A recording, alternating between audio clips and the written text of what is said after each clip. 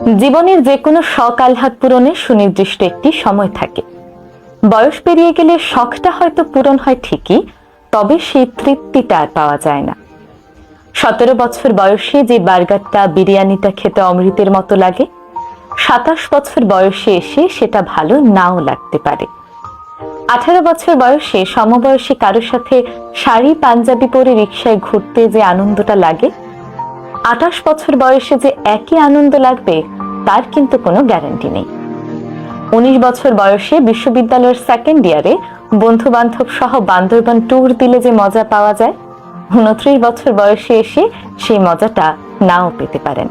একদিন নিজের ছাদে বাগান করব, এই আশায় বসে থেকে যে মানুষটা তার বারান্দার টবে একটি গোলাপের চারা লাগালো না, সেই মানুষটার একদিন হয়তো ছাদ হয় ঠিকই, তবে বাগান করার আর সময় থাকে না। একদিন অনেক বড় চাকুরি করে বাবা মাকে দামি দামি শাড়ি পাঞ্জাবি উপহার দেব, এই কথাটা ভাবা ছেলে বা মেয়েটি হয়তো একদিন বড় চাকরি পায় ঠিকই, তবে ততদিনে বাবা মা হয়তো হয়ে যেতে পারে আল্লাহর মেহমান। জীবনের ছোটখাটো শখ আহ্লাদগুলো ভীষণ দামি জিনিস। এই জিনিসগুলোই মানুষের হৃদয়কে জীবিত রাখে, সতেজ রাখে, প্রাণবন্ত রাখে। মানুষের হৃদয় ধীরে ধীরে মরে যায়, কাঠখোট্টা হয়ে যায় শখ পূরণের অভাবের হাহাকারে। তাই সময় থাকতে থাকতে জীবনের ছোটখাটো শখ আহ্লাদগুলো পূরণ করে ফেলা উচিত। একদিন অনেক টাকা জমলে খেতে যাব, এই চিন্তা না করে অল্প কিছু টাকা জমিয়েই খেয়ে আসুন চিলক্সের বার্গারটা, নাজিরা বাজারের কাচ্চিটা। বিশ্বাস করুন, জীবনের সেরা তৃপ্তিটা পাবেন। আজ এই প্রিয় মানুষটাকে রিক্সা ডেটের অফার দিয়ে বসুন।